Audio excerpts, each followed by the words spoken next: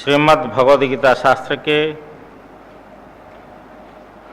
देवासुर जो संपत्ति है, ये दैवासुर संपत्ति विभाग युव नाम को 16 अध्याय का विचार चलेगा। सर्वप्रथम कुछ श्लोकों का उच्चारण कर लिया जाए। ओम श्री परमात्मने नमः।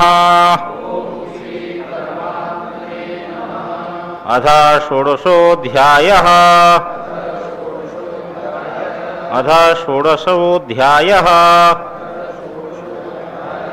श्रीभगवानुवाच अभयं सत्त्वसंशोधिर् ज्ञानयोगव्यवस्थितिः दानं दमश्च यज्ञश्च स्वाध्यायस्तप आर्जवम् अहिंसा सत्यमक्रोध त्यागः शान्तिरपैशुनम् दया भूतेष्वलुप्त्वम् मार्दवम् ह्रीरचापलम् तेजः क्षमा धृतिः शौचा मद्रोहो नातिमानिता भवन्ति सम्पदं दैवीम् अभिजातस्य भारत दम्भो दर्पोतिमानश्च। गीता प्रेस की पुस्तक में अभिमान पाठ है, इसमें अतिमान दोनों बार पाठ करेंगे। दम्भो दर्पोतिमानश्च, दम्भो दर्पोभिमानश्च,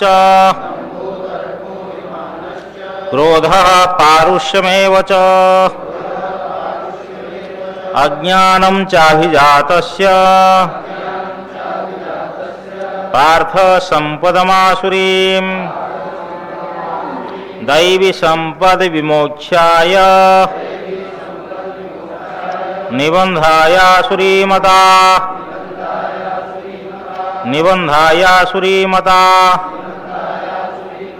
मा शुचः संपदं दैवीम् अभिजातोऽसि पाण्डव द्वौ भूत सर्गौ लोकेऽस्मिन् दैव आसुर एव च दैवो विस्तरसः प्रोक्ता आसुरं पार्थ मे शृणु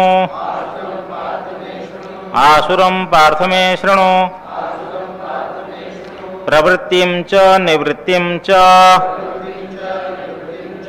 जनान विदुरासुरः न शौचं नापि चाचारो न सत्यं तेषु विद्यते असत्यमप्रतिष्ठं ते जगदाहुरनीश्वरम् अपरस्परसम्भूतम् किमन्यत् कामहैतुकम् एतां दृष्टिमवष्टभ्य नष्टात्मानोऽल्पबुद्धयः प्रभवन्त्युग्रकर्माणः क्षयाय जगतो हितः काममाश्रित्य दुष्पूरम् दम्भमानमदान्वितः मोहाद् गृहीत्वा सदग्राहान् प्रवर्तन्ते शुचिव्रतः चिन्तामपरिमेयां च प्रलयान्तामुपाश्रितः कामोपभोगपरमा एतावदिति निश्चितः आशापाशसतैर्बद्धः कामक्रोधपरायणः इहन्ते कामभोगार्थम् अन्यायेनार्थसञ्चयान् हरि ओम तत्सत। पूर्व पाठ का संक्षेप।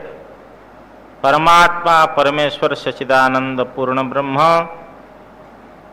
सोपाधिक रूप में सर्वात्मा है, सर्वव्यवहार स्वरूप है, मन सर्वव्यवहार का विषय है।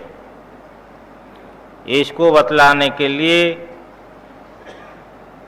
तो आदित्य आदि में रहने वाला प्रकाश मेरा तेज जान इस प्रकार कहा। वह सोम होकर के सब औषधियों को पोषण करते हैं भगवान। वैश्वानर अग्नि हो करके 4 प्रकार के अन्न को सब प्राणियों में प्रविष्ट होकर के 4 प्रकार के अन्न को पचाते हैं और सबके हृदय में परमात्मा ही निवास करते हैं आत्मा रूप से। आदि आदि सब बतलाने के बाद में क्षर का अर्थ माया का कार्य समस्त विकार और अक्षर का अर्थ माया। तो माया और माया के कार्य दोनों क्षर और अक्षर से विलक्षण विशुद्ध ब्रह्म सच्चिदानंद स्वरूप उनका प्रतिपादन किया। वही पुरुषोत्तम है और उसको जो आत्म रूप से जानता है वो सर्वज्ञ है, मुक्त हो जाता है संसार से कि यह पुरुष मैं हूँ, मैं ही माया और माया के कार्य से विलक्षण सच्चिदानंद पूर्ण ब्रह्म हूँ। इस प्रकार जानना चाहिए। ये तो अति गोपनीय शास्त्र भगवान ने कहा, क्योंकि संपूर्ण वेद के शास्त्र का अर्थ इस अध्याय में निहित है। 15 अध्याय में कहे गए अर्थ को समझ करके बुद्धिमान हो जाता है, विद्वान ज्ञानी हो जाता है और कृतकृत्य भी हो जाता है। उसके लिए कोई कर्तव्य नहीं रहता है। अब जो दैवी आसुरी राक्षसी जो प्राणियों की प्रकृतियां हैं, देखो कोई व्यक्ति ऐसा है जो शांत बैठा रहता है। ऐसे समाज में, चाहे संत समाज में हो चाहे गृहस्थ समाज में हो, देखने में आता है वैचित्र है। सबका अलग अलग स्वभाव है, संस्कार है, शील स्वभाव। तो ये सब मनुष्य में तो देखने में आती है कि दैवी आसुरी राक्षसी प्रकृतियां हैं, जो नवम अध्याय में से संक्षेप से भगवान ने इनकी सूचना दी है। उनको विस्तार से प्रदर्शन करने के लिए ये 16 अध्याय का प्रारंभ है। संसार से मोक्ष के लिए दैवी प्रकृति और संसार में बांधने वाली आसुरी प्रकृति है। तो दैवी प्रकृतियों को स्वीकार करना और आसुरी राक्षसी प्रकृतियों का परिवर्जन करना है, इसी के लिए ही इसका विस्तार है। प्रत्येक साधक अपने अंतःकरण में देखे कि ये जो है आसुरी प्रकृतियों का प्राकट्य हमारे अंतःकरण में कितने हैं, जिनको त्याग करने के लिए, परित्याग करने के लिए प्रयत्न करना चाहिए। और जो भगवान दैवी संपदा कह रहे हैं, उनका अभाव हमारे अंतःकरण में कितना है, जिनको अनुष्ठान के द्वारा अपने जीवन में लाना चाहिए। एक स्थान में तो संपूर्ण गीता का प्रवचन हो गया, तो कुछ माताएं 1-2 आती थी। मैंने कहा अच्छा और कुछ पूछना है? कहा महाराज कोई कल्याण की बात कहिए। मैंने कहा गीता पढ़ ली पूरी, फिर भी कह रहे हो कि कल्याण की बात सुनाओ। अरे इसमें सब कल्याण ही कल्याण तो है। केवल शब्द का अर्थ समझ लेने पर अथवा शब्द के अर्थ को भली भांति से समझाने पर कोई कल्याण का मार्ग प्रशस्त नहीं होता है। कल्याण का मार्ग तभी प्रशस्त होता है जब शब्द के अर्थ को हृदयंगम करने के लिए प्रयत्न किया जाएगा। हाँ, प्लास्टिक के फल को देख करके किसी का पेट खाने पर भी तृप्त होगा क्या? उल्टा हो जाएगा काम, सब ऑपरेशन करना पड़ेगा। इसलिए यहाँ जो अध्याय ये भगवान का निरूपण, इसमें बोलने और सुनने की अपेक्षा इसको जीवन में लाने के लिए प्रयत्न करना ये बहुत आवश्यक है, अत्यावश्यक है। ओम श्री परमात्मने नमः। अथ षोडश अध्याय। ये षोडश अध्याय का प्रारंभ है। श्री भगवान वाच। श्री भगवान बोले, अभयम सत्व संशोधिर ज्ञान योग व्यवस्थितिः दानम दमश्च यज्ञश्च स्वाध्यायस्तप आर्जवम्। ये जितने दैवी संपदा है, उन दैवी संपदाओं में तीन जो दैवी संपदा है प्रधान है, जो महान भाग्यशाली होते हैं उनको ये प्राप्त होते हैं। प्रमुख प्रधान तीन दैवी संपदा। प्रथम नंबर है श्री भगवान वाच। श्री भगवान बोले, अभयम। अभयम का अर्थ है कि भय का अभाव। ये तो सामान्य अर्थ सब जानते हैं, परंतु आनंद गिरि टीकाकार लिख रहे हैं कि शास्त्रोपदिष्ट अर्थे संदेहम हित्वा अनुष्ठान निष्ठत्वम अभिरुता। शास्त्रोपदिष्टे अर्थे, शास्त्र के उपदिष्ट अर्थ में, विषय में संदेह को छोड़ करके अनुष्ठान निष्ठ होना, इसी का नाम अभय है। विशेष अर्थ है, शास्त्र कह रहा है ऐसा करो, ऐसा करने से ऐसा फल प्राप्त होगा, तो उसमें संशय नहीं करना चाहिए। क्या पता करेंगे इतनी पैसा खर्च हो जाएगा, इतना श्रम खर्च होगा, परंतु फल मिलेगा या नहीं मिलेगा, इस प्रकार संशयात्मा विनश्यति वाली बात है कि संशय छोड़ करके, जो अधिक संशयग्रस्त है ना व्यक्ति, उसको साधु भी चोर के रूप में दिखाई पड़ता है। ये सबको संशय करेगा, आगे पीछे, हाँ, सबको संशय, सब समय में संशय। तो शास्त्र उपदिष्ट अर्थ में संदेह को छोड़कर अनुष्ठान निष्ठ होना, ये विशेष अर्थ है अभयम। सत्व संशोधिर। सत्व संशोधि का अर्थ क्या है कि व्यवहार काल में परवंचना, माया, अनृता आदि से परिवर्जन, शुद्ध सत्व भाव से व्यवहार, ये सत्व संशुद्धि। अंतःकरण की शुद्धि,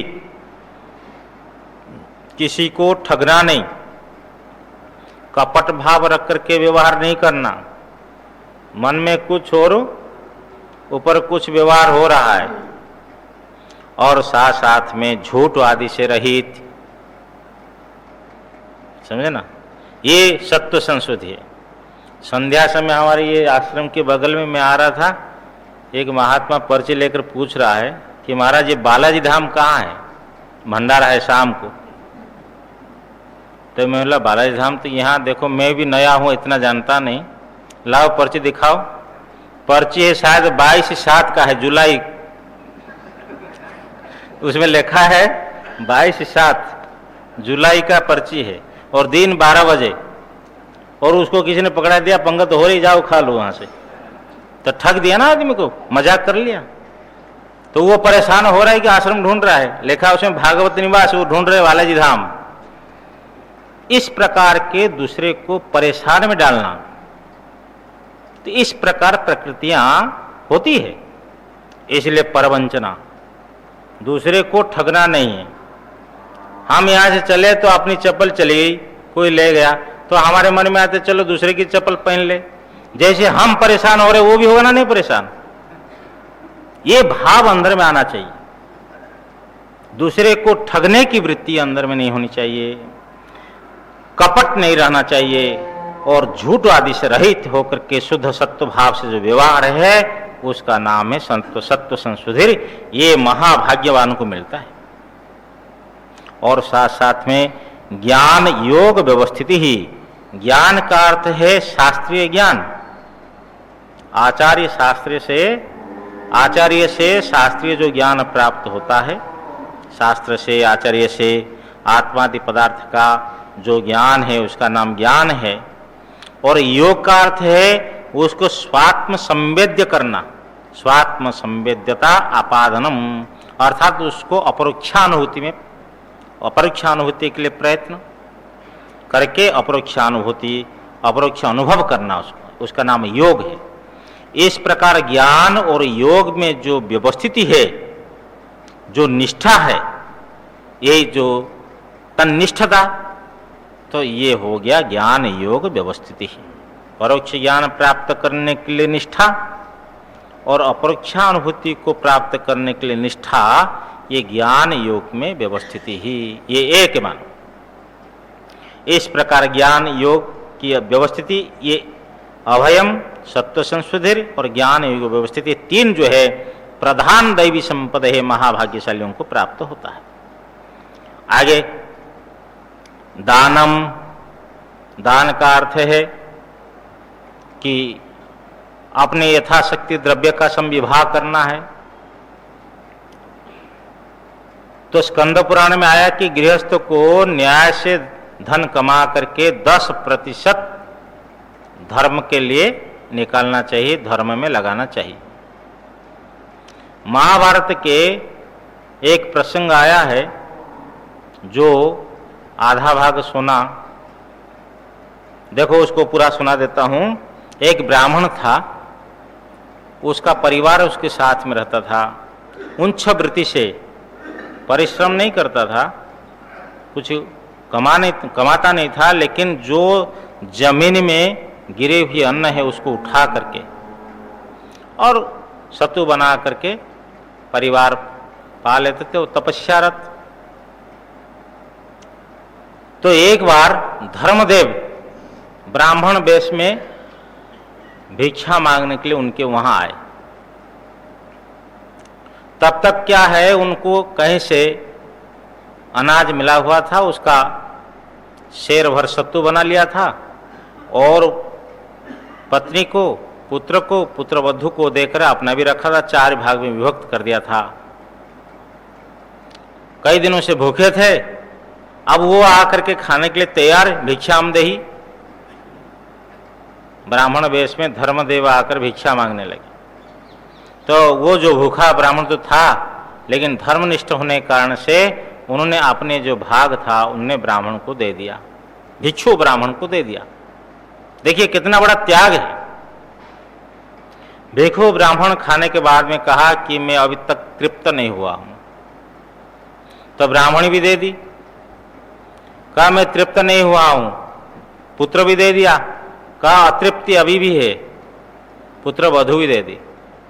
उन्होंने कहा देखो तुम लोग सब भूखे होते हुए मेरे को सब कुछ दान दे दिया, चलो सबको लेकर के स्वर्ग चले गए। वही प्रकट हो गए। धर्म की परीक्षा हो रही थी। उसके जहां दान दे रहे थे उस कुटिया के नीचे के नेवला रहता था।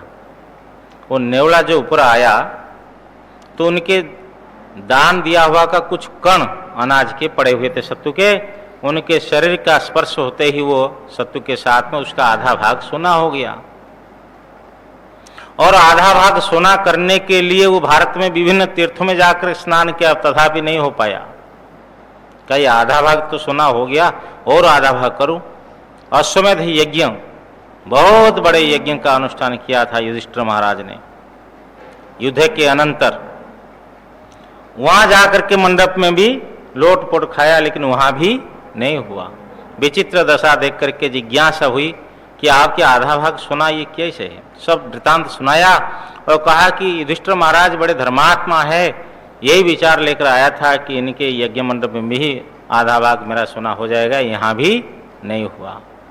इतने बड़े यज्ञ हुआ, इतने दान दिए गए, लेकिन युधिष्ठिर महाराज का वास्तविक पैसा खर्च नहीं हुआ था। वो तो हिमालय से लाए थे, स्वअर्जित पैसा नहीं था, धन नहीं था। उस प्रसंग में आता है, देखिए भारतीय दर्शन, उस प्रसंग में आता है कि गृहस्थ को न्यायपूर्वक धन कमा करके 3 भाग में विभक्त कर देना चाहिए उस धन को। एक भाग धर्मार्थ, इसका अर्थ कितना हुआ 33 हाँ? और एक भाग परिवार पालन पोषण के लिए, और एक भाग धन जो है धन की अभिवृद्धि के लिए, अभिवृद्धि हो धन। अब ये भारतीय दर्शन देखिए कितना त्याग है। परंतु स्कंद पुराण में आया कि 10% धर्मार्थ निकालना चाहिए। अब 10% की बात किसी से कहो तो लोग बोलते हाँ महाराज हम तो करते रहते हैं। बहुत कम होंगे जो 10% अपने धर्मार्थ निकालते हैं। लोभ हो जाता है। धन नहीं था तो इच्छा थी, और धन आ गया तो फिर लोभ। इधर काम सताता था, अभी लोभ सता रहा है। ये उभयता पास है, दोनों तरफ रसी है। तो दान देना ये दैवी संपदा है। दमश्च, और इंद्रियों का, बाह्य इंद्रियों का दमन करना, उसको निग्रह करना, रोकना विषयों से। यज्ञ, ये दम है। और यज्ञश्च श्रोत अग्निहोत्र आदि, स्मार्त देव यज्ञ आदि, ये यज्ञ। और स्वाध्याय, अपने ऋग वेद आदि का अध्ययन पुण्य के लिए स्व शाखा का अभ्यास करना है। तप, 17वां अध्याय के 14, 15, 16 जो शारीरिक, वाचिक और मानसिक तप है कहे गए हैं, उनको यहाँ तप शब्द से समझना चाहिए। और आर्जवम, सरलता, टेढ़ापन नहीं होना चाहिए, सरल। कितनी बड़े योग्यता आ जाए तो भी आदमी को सरल होना चाहिए।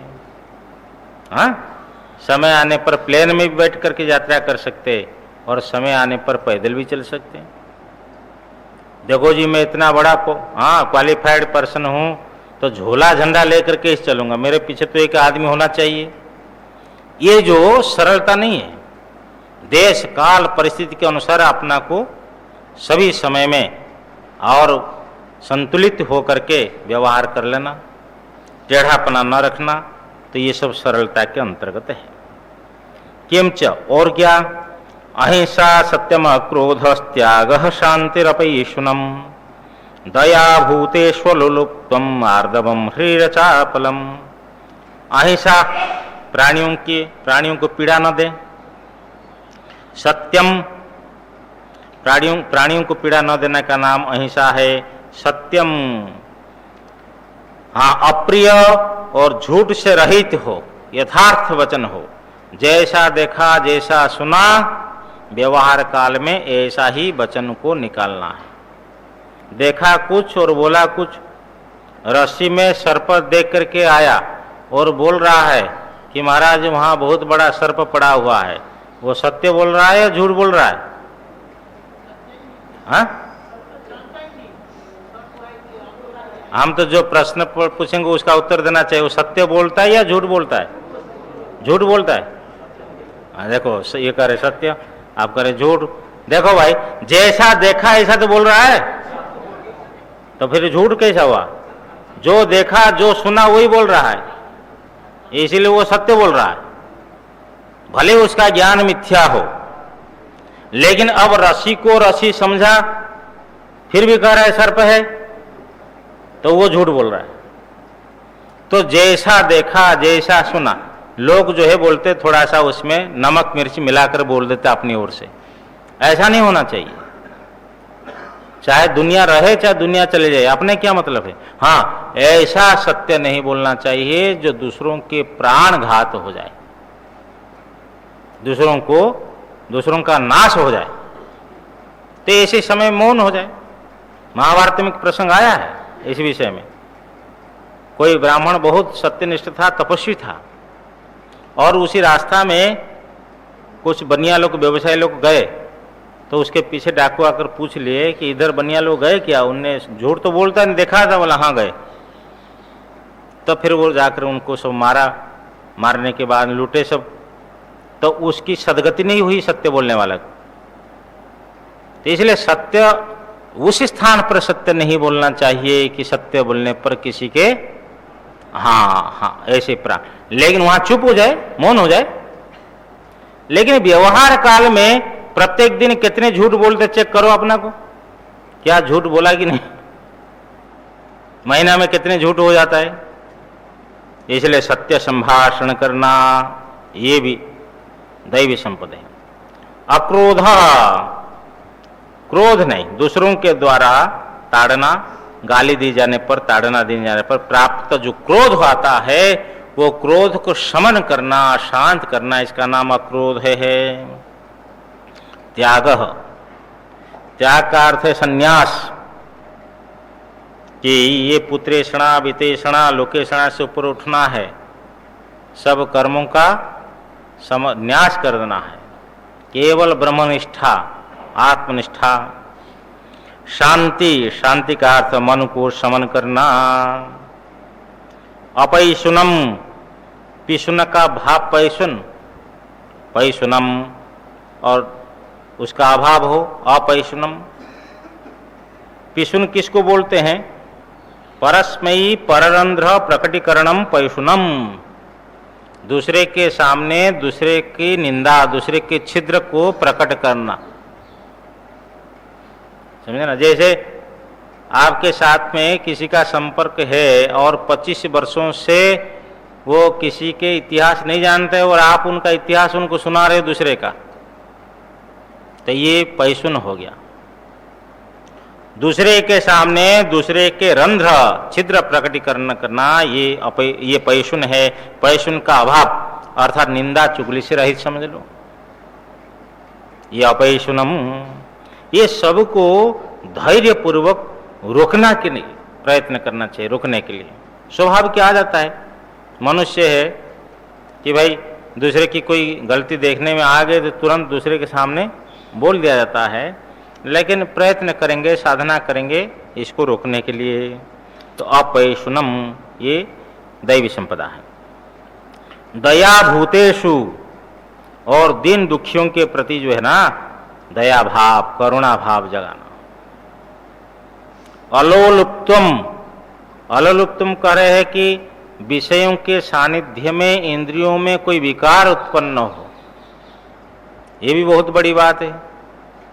यद्यपि भोग दृष्टि से विषयों का सेवन करने की इच्छा न होने पर भी कई बार विषयों के सामने सानिध्य में इंद्रियों में विकार उत्पन्न होते हैं।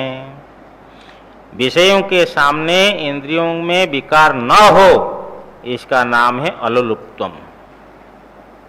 मार्दवम, मार्दवम का अर्थ है कोमलता, अक्रोर्यम, हाँ क्रूरता का अभाव।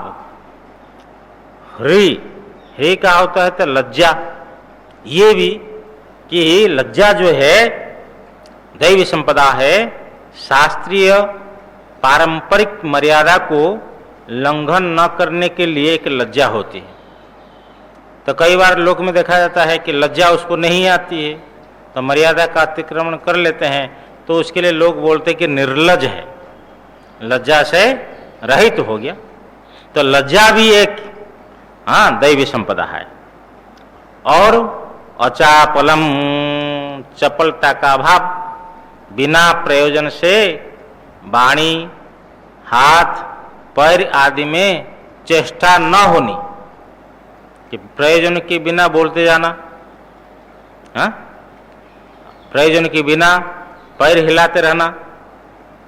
कॉलेज में जो लेक्चरर आदि होते, बाबू लोग को होते हैं, कई स्थान पर मैंने देखा तो पैर को हिलाते हैं। तो जो लोग कर्मचारी है करके यहाँ साधु बने, उनको सब पता होगा।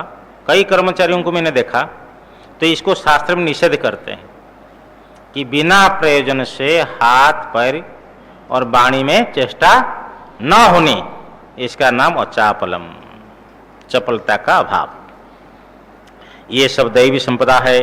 तेज क्षमा धृति शौच मद्रोहो नातिमानिता भवंती संपदम दैवीम अभिजातस्य भारत। हे भारत, तेज, आगे करे तेज, तेज का अर्थ है प्रागल्भ्य, प्रागल्भ्य का अर्थ है मूढ़ों के द्वारा दबाया नहीं जा सकता, कोई उसके अंदर तेज है, सर्वसाधारण प्राणी उसको दबा नहीं सकते। हाँ, तो जैसे महापुरुषों में तेज होते हैं, तो कहते कि जाता हूं आज बात करूंगा, लेकिन महापुरुषों के पास में जाने के बाद में वाणी बंद हो जाती। अरे भाई हम वहां बैठे लेकिन बोल नहीं पाए, उनका तेज है। ये तेज का अर्थ प्रागल्भ्य है, मूढ़ों के द्वारा अभिभव नहीं किया जा सकता। क्षमा, क्षमा का अर्थ है कोई गाली दी, कोई ताड़ना दी, तो ऐसा होने पर भी मन में विकार उत्पन्न न हो, विकार उत्पन्न हो और उसको शांत किया जाए, उसका नाम है अक्रोध। और क्षमा का अर्थ विकार उत्पन्न हो ही ना, बहुत बड़ी परिभाषा है क्षमा की।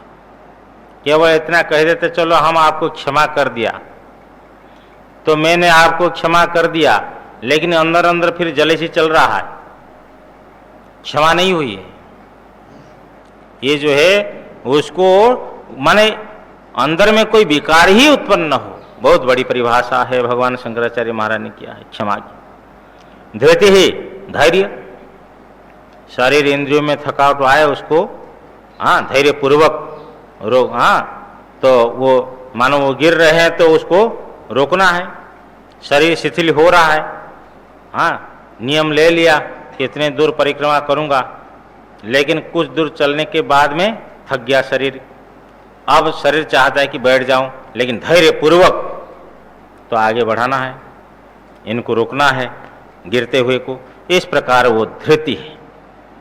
और शौचम, बाह्य और आभ्यंतर शौच, बाहर से मिट्टी जल से होने वाला पवित्रता, होने वाली पवित्रता, और आभ्यंतर पवित्रता है मन बुद्धि की नैर्मल्य, माया राग आदि जो कालुष्य है वो कालुष्य को निकालना, ये हो गया शौचम। अद्रोह, दूसरे की हिंसा करने के लिए, दूसरों को मारने की इच्छा से शस्त्र ग्रहण आदि करना, मधुसूदन स्वामी लिख रहे हैं, ये हो गया द्रोह। अद्रोह का अभाव हो गया अद्रोह। ये हो गया क्या है? अद्रोह। द्रोह किसको बोलते?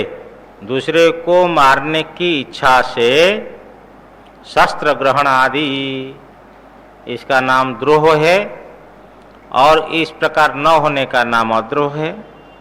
और भगवान भाष्यकार अद्रोह का अर्थ पर जिज्ञासा अभावो अहिंसनम, दूसरे को मारने की अनिच्छा, दूसरे को मारने की इच्छा न हो, अहिंसा है। ठीक। अब रही बात है नातिमानिता, अतिमानिता न हो, अर्थात स्वयं में पूज्यता अतिशय भावना का अभाव, कि मैं सब में पूज्य हूं, सर्वश्रेष्ठ हूं, मेरी पूजा होनी चाहिए, ऐसे जो भाव है इसका नाम है अतिमान, अतिमानिता उसका भाव। और ऐसा न हो तो अनतिमानिता, न अतिमानिता, अतिमानिता न होना, अतिमानिता न होनी, ये दैवी संपदा है। हे भारत भवन्ति संपदम दैवीम अभिजातस्य, हे भारत दैवीम अभिजातस्य, दैवी संपदाओं को अभिलखित करके उत्पन्न हुए पुरुष के, अर्थात देव विभूति के जो योग्य हो, अर्थात भावी कल्याणस्य, जिनका भविष्यत कल्याण है, ऐसे पुरुष में दैव ये जो है भवंती, ये अभयम सत्व संशुद्धि आदि सब हो जाते हैं, उनके अंतःकरण में विद्यमान हो जाते हैं। हे भारत दैवीम संपदम अभिजातस्य, दैवी संपदाओं को अभिलखित करके उत्पन्न हुए पुरुष, देव विभूति के जो योग्य है, जिसका अर्थात जिसका भविष्यत कल्याण है, ऐसे पुरुष के पास में ये अभयम सत्व संशुद्धि आदि से लेकर नातिमानिता, ये दैवी संपदाएं हो जाती हैं, भवंती। अब आसुरी संपदाओं को बोल रहे हैं, दंभो दर्पोतिमानश्च क्रोध पारुष्यमेव च अज्ञानम च अभिजातस्य पार्थ संपदमासुरीम। हे पार्थ, जो आसुरी संपद को अभिलखित करके उत्पन्न हुए पुरुष मनुष्य है, उसके पास में दंभो, दंभ आ जाता है। दंभ का अर्थ धर्मध्वजित्वम, ये धर्मध्वजी है। धर्मध्वजी का अर्थ है कि धर्म को ही बाना बना लिया। जैसे तो पहले भी आया था दंभ, पूजा लाभ ख्याति के लिए स्वधर्म का प्रकट करना, आपको सुनाया था पहले। जैसा कोई कहे अरे मैं हिमालय में 5 वर्ष तक केवल जलाहार करके रहा हूं, स्वधर्म का प्रकट कर लिया, जटा बढ़ा दिया आदि आदि। तो ये सब जो है, जो लाभ पूजा ख्याति के लिए किया जाता है, जो परमार्थ है वो तो है ही, अपने कल्याण के लिए है। लेकिन सांसारिक लाभ पूजा ख्याति के लिए अपने धर्म का प्रकट करने का नाम है दंभ। और दर्प, दर्प का अर्थ करते हैं विद्या, धन, स्वजन आदि निमित्त जो उत्से कहा कि विद्या निमित्त अंदर के घमंड है, मैं बड़ा विद्वान हूं, उसको ओ नमो नारायण करो तो भी नहीं सुनता है, नहीं देखता है, क्यों? उसके अंदर के पड़ा है, अंदर पड़ा है विद्या निमित्त। और धन निमित्त, एक के बारे में बहुत धन उसके पास था, वो बोलते आंखों को आंख मिला करके बात नहीं करता है, बात इधर करेगा उधर आदमी है, ये अंदर के घमंड है। और स्वजन आदि, क्या अपने पास बड़े बड़े लोग हैं, हमारे कुटुंब कोई छोटा है थोड़ी है। इस प्रकार विद्या, धन, स्वजन आदि से ले लो, तपस्या आदि, तो इन सब से होने वाले, इनके निमित्त से होने वाले जो उत्सेक है, जो घमंड है, गर्व है, उसका नाम यहाँ दर्प है। और अतिमान हो या अभिमान हो, पाठ, तो अपना को बड़ा पूज्य मानना, मैं आया हूं, खड़ा हो जाना चाहिए, कैसे बैठ गया, क्या दिखाई नहीं पड़ रहा है क्या तुमको, आदि आदि सब ऐसे बोलना, ऐसे भाव रखना, मैं सब सर्वश्रेष्ठ हूं। यही तो दक्ष के अंदर आ गया, कहा देखो मैं यहाँ आया और ये मेरे दामाद है, तो इनको खड़ा होना था, शंकर को खड़ा नहीं हुआ, अनाप शनाप गाली दे दी, सब शंकर का अपमान कर दिया। तो ये अतिमानश्च, और अतिमान। और क्रोध, क्रोध तो सब जानते ही है, नहीं कि जब अपनी इच्छा की पूर्ति नहीं होती है तब क्रोध आता है। एक ने कहा महाराज बहुत क्रोध आता है, बोले आप उस इच्छा को शांत करो, क्रोध शांत हो जाएगा। तुम्हारे अंदर बहुत कामना है कि मेरे को ये हो ये हो, उसकी पूर्ति नहीं होती तो क्रोध होता है। और यदि क्रोध, बोले महाराज क्रोध आता है तो क्या करना चाहिए, तो भगवान कहते कि सहन करो, शक्नोति एव सोढ़ुम प्राक शरीर विमोक्षणात् काम क्रोधोद्भवम बेगम सयुक्त स सुखी न रह। भगवान स्वयं कहते, साधना बतलाई। क्रोध, एक महात्मा दंडी स्वामी थे, वहाँ उसको क्रोध आता था, उनके गुरु ने कहा, दिल्ली में रहते थे, तब मौन हो जाओ, तो मौन हो जाए। एक महात्मा मैंने देखा, उनको क्रोध आता था तो ये सारा शरीर कंप जाए, तो क्रोध आता है किसी किसी को, क्या क्या जाए। इसको फिर निवारण करना है। पारुष्यम एवच, और पारुष्य, पारुष्य का अर्थ नीलकंठ टीकाकार लिखते निष्ठुर भाषणम, निष्ठुर भाषण। हमारे भगवान भाष्यकार तो बहुत बढ़िया अर्थ करते हैं, परुष वचनम। परुष वचन का अर्थ तो जैसे परिहास वचन, जैसे कोई कहना है, आइए आइए सुंदर नेत्र वाले आप, आपके नेत्रों से तो यह शोभा दे रही है, ऐसे वचन बोलना। कोई विरूप है, काला कलूटा है, ओहो क्या सुंदर चेहरा आपका है, ऐसे उनको व्यंग्य मारना समझ लो।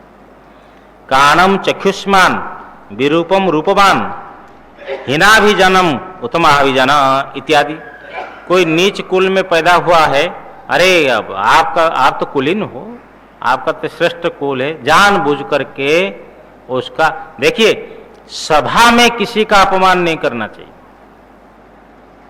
जहां सभा हो, एक दूसरे के ऊपर कटाक्ष भी नहीं मारना चाहिए। किसी का नाम लेकर कहना तो महान पाप है, समझे ना। वो क्या बोलता है उनको बोलने दो, आपको क्या बोलना आप बोल दो, उनका नाम लेकर खंडन करना उचित नहीं है। हाँ, सैद्धांतिक रूप से यदि मंडन करना है तो सिद्धांत की बात कह दीजिए आप। ये नाम लेकर किसी का अपमान करना, किसी को कटाक्ष करना, किसी को व्यंग्य मारना, ये सब पारुष्य में आ जाएगा। पारुष्यम एवच, ये निष्ठुर भाषण है, सब ये सब आ जाएगा। कर्कश बोलना, हाँ थोड़ा सा ठेस लग जाए किसी को, ऐसा बोलना, किसी को व्यंग्य करना, परिहास आदि करना, ये उचित नहीं है। ये सब आसुरी संपदा है। अज्ञानम च, अज्ञान का अर्थ अविवेक ज्ञानम, कर्तव्य और अकर्तव्य आदि विषय जो है, क्या करना चाहिए क्या नहीं करना चाहिए उसका विवेक नहीं है। ये सब जो दंभ, दर्प, अतिमान, क्रोध, पारुष्य और अज्ञान, हे पार्थ, आसुरीम संपदाम अस्य, ऊपर से लगा देना भवंती। हे पार्थ, ये दंभ आदि जो है आसुरी संपदाओं को अभिलक्षित करके उत्पन्न हुए पुरुष में होते हैं, दंभ आदि। अच्छा, इन दोनों संपदाओं का क्या फल है, क्या कार्य है, आगे कह रहे हैं। ये तो हो गया ना, दंभो दर्पोतिमानश्च, ये हो गया। दैवी संपद विमोक्षाय निबंधायासुरी मता मासुचः संपदम दैवीम अभिजातोषि पांडवो। हे पांडव, दैवी संपद विमोक्षाय, जो दैवी संपद है ये मोक्ष के हेतु है, संसार बंधन से मुक्त होने के लिए हेतु है दैवी संपदा। निबंधाय आसुरी मता, और बंधन के लिए आसुरी, ये आसुरी संपद है। इस प्रकार मता मानी गई। मधुसूदन स्वामी लिखते हैं, शास्त्राणाम तदनुसारिणाम च, शास्त्र में और शास्त्रों का अनुसरण करने वाले ऐसे विज्ञजनों में ये दैवी संपद मोक्ष के हेतु है और आसुरी संपद जो है बंधन के लिए हेतु है, इस प्रकार मानी गई है। अर्जुन ये सुन करके मन में विचार करने लगे, मेरे अंदर में कौन सी संपद है, दैवी संपदा है अथवा आसुरी संपदा है। भगवान समझ गए और भगवान देख लिए कि ये तो मन में विचार करने लगे। बोले, हे पांडव, मां शुचः, शोक मत कीजिए, दैवीम संपदम अभिजातोषि, दैवी संपदाओं को अभिलक्षित करके तुम उत्पन्न हुए हो, अर्थात तुम्हारा भविष्यत कल्याण है। भावी कल्याण त्वम इत्यर्थ, तुम्हारा भविष्यत कल्याण है, तुम्हारे अंदर में दैवी संपदा है, तभी तो भगवान उसके सारथी बने। यदि आसुरी संपदा होते तो क्यों सारथी बनते। दैवी संपदा तुम्हारे अंदर में है अर्जुन। आगे, दो भूत सर्गो लोकेस्मिन् दैव आसुर एव च, दैवो विस्तरसः प्रोक्त आसुरम पार्थ में शृणु। हे पार्थ, अस्मिन लोके, इसी संसार में दो भूत सर्गो, दो प्रकार के मनुष्यों की सृष्टि है। भूत का अर्थ यहां मनुष्य लेंगे, दो प्रकार के, क्योंकि शास्त्र मनुष्यों के लिए है, पशु पक्षियों के लिए नहीं है। हाँ? ऐसा तो कहेंगे कि भाई रोज हलवा पूड़ी खिलाएंगे, रोज मालपुड़ा खिलाएंगे, और पशुओं कहेंगे कि रोज आपको वेद सुना जाएगा, गीता सुना जाएगा, पंक्तिबद्ध होकर के बैठो, तो पशु पक्षी आ सकते हैं क्या। देखिए, शास्त्र में आया कि गौ के गोबर में लक्ष्मी जी का निवास है, गौ के मूत्र में गंगा जी का निवास है। अपवित्र को पवित्र करने के लिए गौ गोबर और गौ मूत्र आप छिंटा मार दो तो भी पवित्र हो जाता है। तो मनुष्य में तो ऐसा नहीं है, फिर भी गौ से मनुष्य को श्रेष्ठ क्यों कहा गया। ब्रह्मावलोकन धिषणम, ये मनुष्य में भगवान ने ऐसा बुद्धि देखी कि ये ब्रह्म को जानने का सामर्थ्य मनुष्य में के अंदर में है, पशु में नहीं है। पशु विवेक नहीं कर सकता है, मनुष्य विवेक कर सकता है। और जो मनुष्य विवेक नहीं किया, प्राप्त परिस्थिति होने पर भी, शास्त्र आदि को पढ़ने पर भी विवेक नहीं कर पाया, फिर तो निश्चित रूप से मानना पड़ेगा कोई ना कोई विशेष प्रतिबंधक आ गया अथवा पुरुषार्थ में कमी हो गई। इसी संसार में, अस्मिन लोके, इस संसार में दो भूत सर्गो, दो प्रकार के मनुष्यों की सृष्टि है, सर्ग है। दैव आसुर एव च, दैव सर्ग और आसुर सर्ग ही है। हे पार्थ, इस संसार में दो प्रकार की सृष्टि, दैव और आसुर। दैवो विस्तरसः प्रोक्त, ये जो दैव भूत सर्ग है ये विस्तार से मेरे से कहा गया। आसुरम मैं शृणु, और आसुरी सर्ग जो है, आसुर सर्ग जो है, मेरे वाक्य से सुनो और सुन करके निश्चय करो। यहां से आगे के श्लोक जो आ रहा है, यहां से अध्याय के परिसमाप्ति पर्यंत आसुरी संपत्ति प्राणियों के विशेषण रूप से प्रदर्शन किया जा रहा है, क्योंकि उसका प्रत्यक्षीकरण करने पर उसके परिवर्जन करने के लिए समर्थ होता है। पहले तो हम समझे क्या है कि आसुरी संपदा किस किस को बोली जाती है, इसको अच्छी तरह से भली भांति से समझे तो उसके बाद में उसको निकालने के लिए, त्याग करने के लिए प्रयत्न करेंगे। जब तक समझ में नहीं आएगा, हाँ, जैसे कोई भोजन है और इस भोजन के थाली में तो जो भोजन आ जाते हैं, तो जो हम लोग मेडिकल साइंस जो लोग नहीं पढ़े हुए हैं तो वो तो उसको भोजन दिखाई पड़ता है, लेकिन जो डॉक्टर्स होते हैं, मेडिकल साइंस का ज्ञान जिनको है, वो भोजन को भी देख रहे हैं और भोजन के साथ में और कुछ पदार्थ भी उनको दिखाई पड़ रहे हैं कि इसमें इतना, हाँ, वसा है, इतना कार्बोहाइड्रेट है, इतना जो भी उनका प्रोटीन इतना है, इतना इसमें सल्ट है, वो सब देख रहे हैं, उनको वो भी दिखाई पड़ रहा है। तो फिर उनके अनुसार उनको कितना लेना है, कितना नहीं लेना। हाँ, कोई संयम न करे वो बात अलग है। जब मैं काशी में पढ़ता था तो एक साथी हमारे थे पढ़ने वाले, तो उनके कोई दूर से मौसा संबंध था, कोई MBBS डॉक्टर है, तो हमको ले गए। तो हमारा स्वागत तो डॉक्टर साहब करने लगे, हलवा खिलाए और वो भी हलवा का प्लेट खा लिया हमारे साथ में। उसके बाद एक सुई लाए और पेट में लगाए। तो पहले मैं कभी ऐसा नहीं देखा था कि यहाँ सुई भी लगती है। मैंने कहा, डॉक्टर साहब यहाँ क्यों सुई आपने लगाया? ना, मेरे को डायबिटीज है, मीठा नहीं खाना था, तो खा लिया, उसको निष्प्रभाव करने के लिए सुई लगाता हूँ। मैंने विचार किया कि डॉक्टर लोग भी कभी कभी, हाँ भाई, यहाँ भी डॉक्टर बैठे हैं, तो थोड़ा कहने का अर्थ है कि वो उस तरफ का डॉक्टर है, हम लोग को आध्यात्मिक विज्ञान के डॉक्टर है, तो हमारे जीवन में भी तो लापरवाही कभी कभी होती है ना, नहीं से न हो, इसके लिए भगवान कहते हैं कि पहले अच्छी तरह से समझ लिया जाए कि आसुरी संपदा क्या है।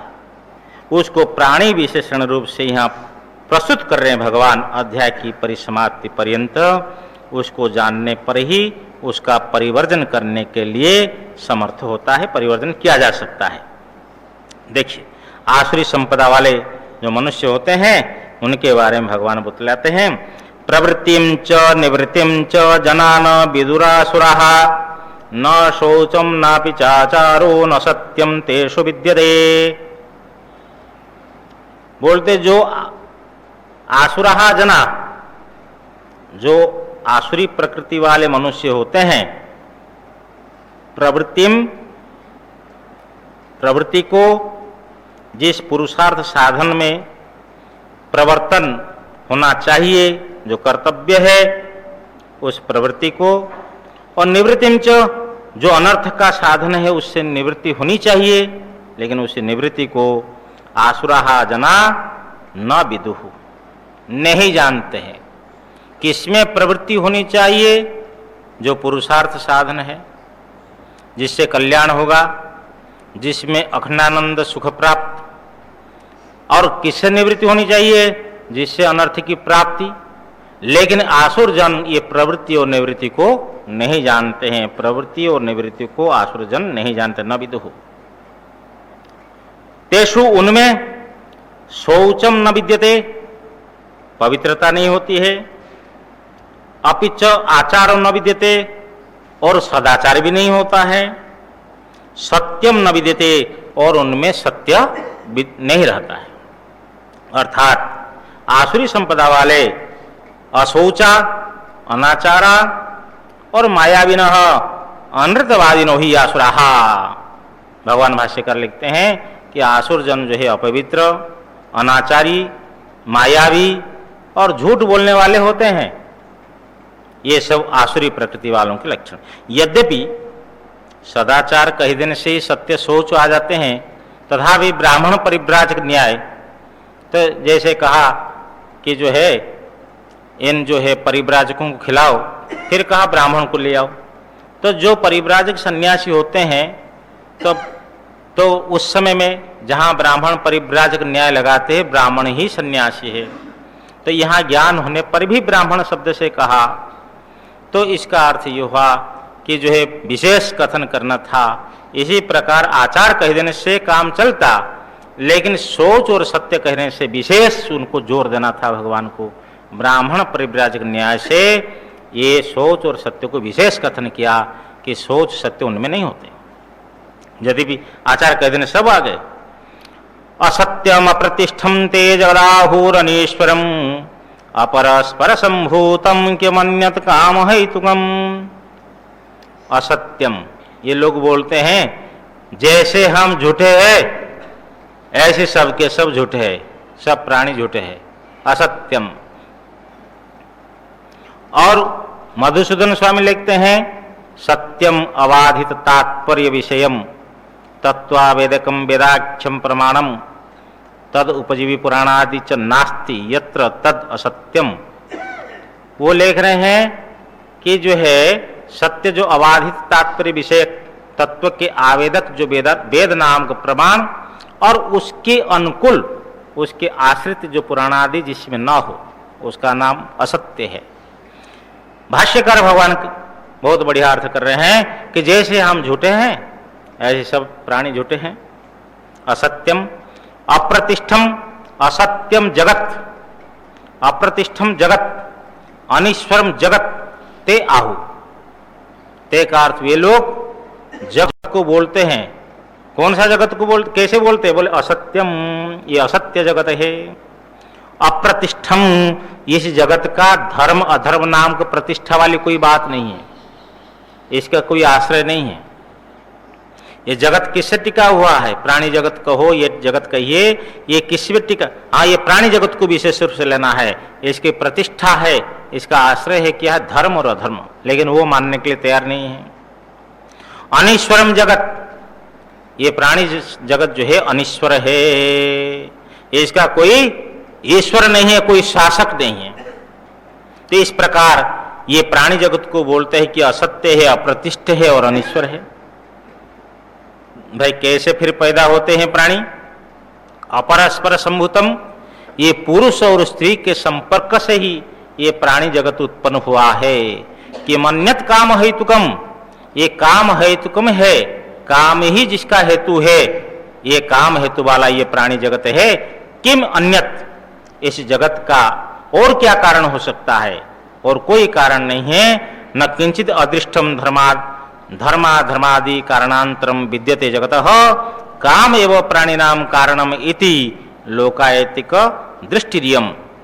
बोलते हैं कि ये जो है प्राणी जगत का कारण और दूसरा क्या हो सकता है? कुछ भी नहीं है। धर्म अधर्म आदि कारणांतर नहीं है जगत का कारण, काम ही प्राणियों का कारण है। इस प्रकार लोकायतिक दृष्टि है।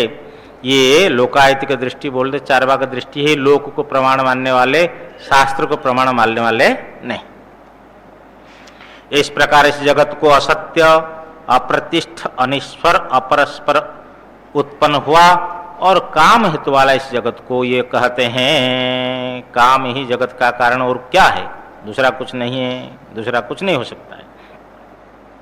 एताम दृष्टिमवष्टभ्य नष्टात्मानोल्पबुद्धयः प्रभवन्ति उग्रकर्माणः क्षयाय जगतो हितः। बोलते हैं कि एताम दृष्टिम अवष्टभ्य, इस दृष्टि को आश्रय करके नष्टात्मानो, नष्ट आत्मा वाले अर्थात नष्ट स्वभाव वाले अर्थात विभ्रष्ट परलोक साधना, वो परलोक साधन से भ्रष्ट हुए। उनको कोई विशेष साधन मिलने वाला नहीं मरने के बाद में। ये विभ्रष्ट परलोक साधन वाले अल्पबुद्धय, अल्पबुद्धि वाले, क्यों? उनकी बुद्धि का विषय केवल विषय है, संसार के विषयों को ही उनकी बुद्धि स्वीकार करती है। ना कोई धर्म अधर्म को, ना कोई परमात्मा को, ना कोई शास्त्र को। ये केवल विषय विषय वाली बुद्धि वाले हैं। विषय विषय, हाँ, ये बुद्धि वाले हैं, इसलिए अल्प बुद्धि वाले हैं। और उग्र कर्माण, क्रूर कर्म वाले, हिंसात्मक, जगतो अहितः, जगत के शत्रु, जगतो क्षयाय प्रभवंती, ये प्राणी जगत के शत्रु है। जगत का अर्थ प्राणी जातस्य, आनंद गिरी ले रहे हैं।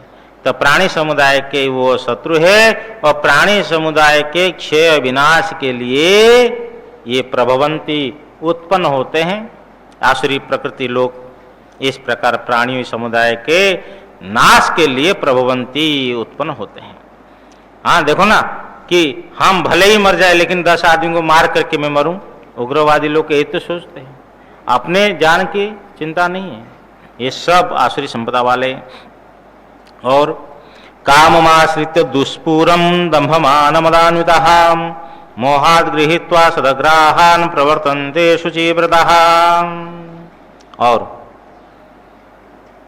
कामम आश्रित्य दुष्पुरम, तो दुष्पुरम कामम आश्रित्य, जिसका पूर्ण करना अति कठिन है, अशक्य पूर्ण, ऐसी काम को आश्रय करके दंभ मान मदान्वितः, दंभ मान और मद घमंड, इन सब से संपन्न, इन सब से युक्त हुए, अशुचि व्रता, अपवित्र व्रत वाले, जिनके व्रत में मद्य मांस आदि सब विषय जिनका सेवन होता, जिसमें भोग राग लगता हो, इस प्रकार अपवित्र व्रत वाले, असदग्रहान, दुराग्रह को, दुराग्रहों को, क्या दुराग्रह है? भाष्य उत्कर्ष दीपिका टीकाकार लिखते हैं कि इस मंत्र से, अनेन मंत्रेण इमाम देवताम वशीकृत्य कामिनीनाम आकर्षणम शत्रुमारणम च अवश्यम करिष्यामि, कि इस देवता को वश में करके, हाँ इस मंत्र के द्वारा इस देवता को वश में करके स्त्रियों को आकर्षण करूंगा और शत्रु को मारूंगा, शत्रु मारणम अवश्य करिष्यामि, करूंगा। इस प्रकार जो भाव, ये दुराग्रह है, इन दुराग्रहों को, हाँ कोई जप रहा था गंगा किनारे में बाईं हाथ से, भाई देखो कितनी जप कर रहा है, बोले आपको क्या पता दूसरे को मारने के लिए बाईं हाथ से जप किया जाता है। देखो बाईं हाथ से जप कर रहा था, भाई जप तो बहुत कर रहे हो लेकिन बाईं हाथ से ना, हाँ दूसरे को मारना है, तो दृष्टि गलत है। तो इस प्रकार जो दुराग्रहों को स्वीकार कहा, हाँ मोहाद गृहीत्वा, अविवेक से ग्रहण करके, असदग्रहान मोहाद गृहीत्वा, तो इस प्रकार दुराग्रह को अविवेक पूर्वक ग्रहण करके अशुचि व्रत वाले, अशुचि व्रत वाले प्रवर्तन्ते, प्रवृत्त होते हैं। ये अर्थ हो। चिंताम अपरिमेयां च प्रलयांताम उपाश्रितः कामोपभोग परमायतावधित निश्चितः।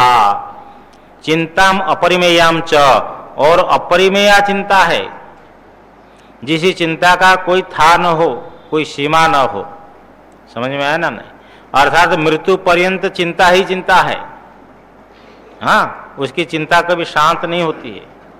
इस प्रकार अपरिमेया माने असीम चिंता को प्रलयांताम उपाश्रिता, मृत्यु पर्यंत आश्रय किए होते हैं लोग। और काम उपभोग परमा, बस विषय काम्यंती कामः, तो ये विषय जो उपभोग में तत्पर रहने वाले, विषय भोग को ही अपने जीवन में प्रधान रूप से समझने वाले, ये काम उपभोग परम, ऐसे लोग एतावदित निश्चितः, बस ये जो काम विषय भोग है ना, बस इतना ही पुरुषार्थ है, इसी से अधिक कुछ पुरुषार्थ नहीं है, ऐसा निश्चय करने वाले होते हैं। निश्चितः, निश्चय करने वाले होते हैं। ओम पूर्णमदः पूर्णमिदं पूर्णात् पूर्णमुदच्यते पूर्णस्य पूर्णमादाय पूर्णमेवावशिष्यते।